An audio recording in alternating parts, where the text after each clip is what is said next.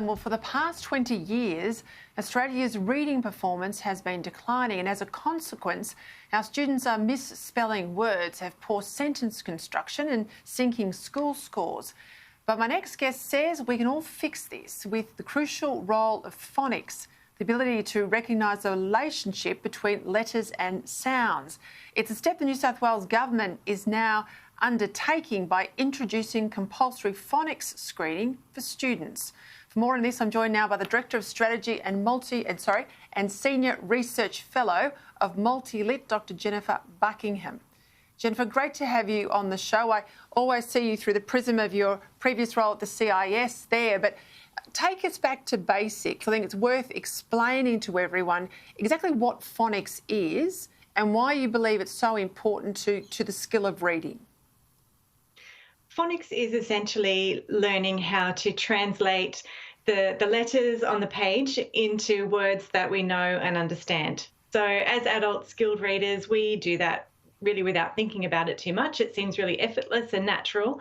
But when you're a child who is beginning to learn how to read, they need to know how to decipher those letters, how to make them into recognisable words. And then once they know how to read words accurately, they start to read for comprehension and for meaning and for enjoyment. But that accurate word meaning is the essential first step, and phonics helps children to get there. Give me a sense of why. I mean, phonics, when I was growing up, was just merely sounding out words and learning the sounds that combinations of letters make. Why did we ever move away from phonics? Why did phonics fall out of favour, given its success rate in teaching kids to read?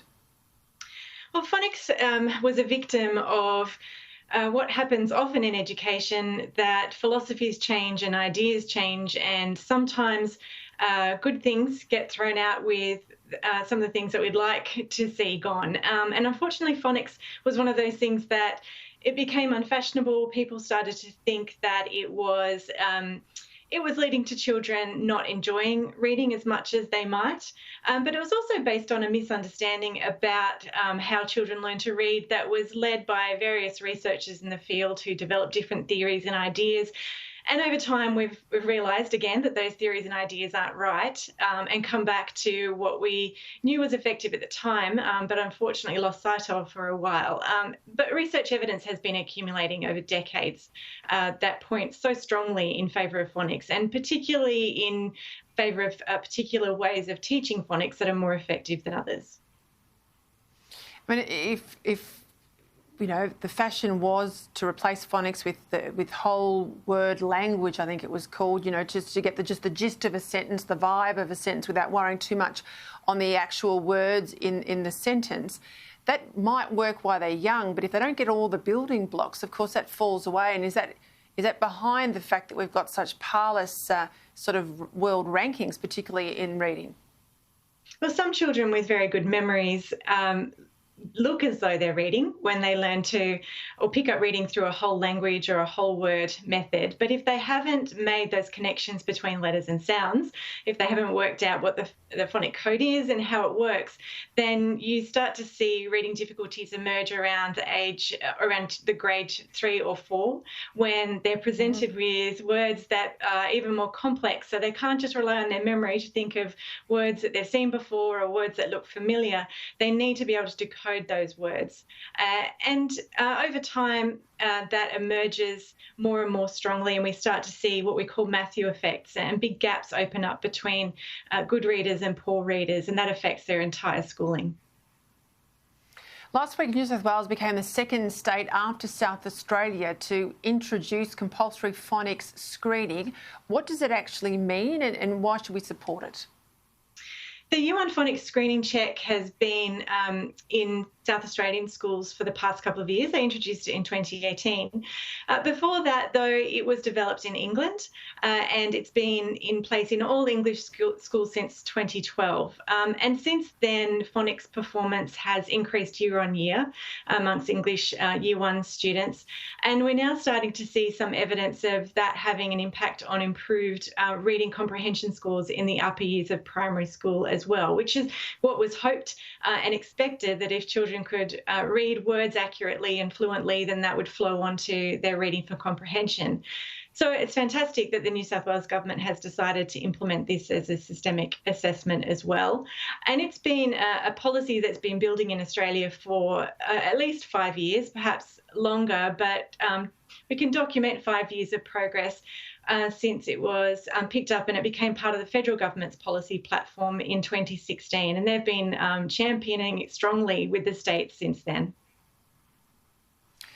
Talk to me about technology, devices, the way in which, scrolling through tablets or iPhones with kids has created or induces this shorter attention span that makes it harder to sort of sit and persevere with a book in the old way.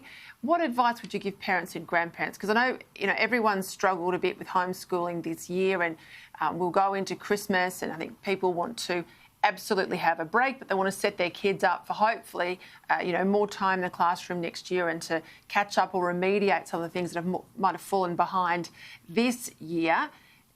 The technology role and what you can recommend to mums and dads. Well, technology isn't always bad, and devices aren't always bad. There are some good technology apps, particularly for early reading development, that can just be an alternative and game-based ways to learn phonics, and some are better than others. So parents need to be really careful. They can have a look at the 5 from 5 website to see some of the recommended apps for children who are developing their reading ability. In terms of the effect that reading on screens and also social media and just that scrolling and flicking from one thing to the next has on our brains, the information and the evidence on that is still developing. So there is some evidence to suggest that our attention spans are getting shorter, and it is affecting children's ability to sustain attention on things. We're still learning about that. What we do know more about is the way that people read, or the different ways people read on page as compared to on screen. So the research that's available suggests that when we're reading something on a screen, we skim read rather than deep read and gather all of the information that we're looking for. So that's one of the things to consider when you're comparing screen versus page or paper reading, is that there is that differential impact on the way we approach what we're reading. Well, Dr. Jennifer Buckingham, thank you for that. We will watch how it all progresses. Hopefully there'll be some statistics out sooner rather than later, and it might promote the other states to move into phonics as well. Thank you for your time. Thanks, Peter.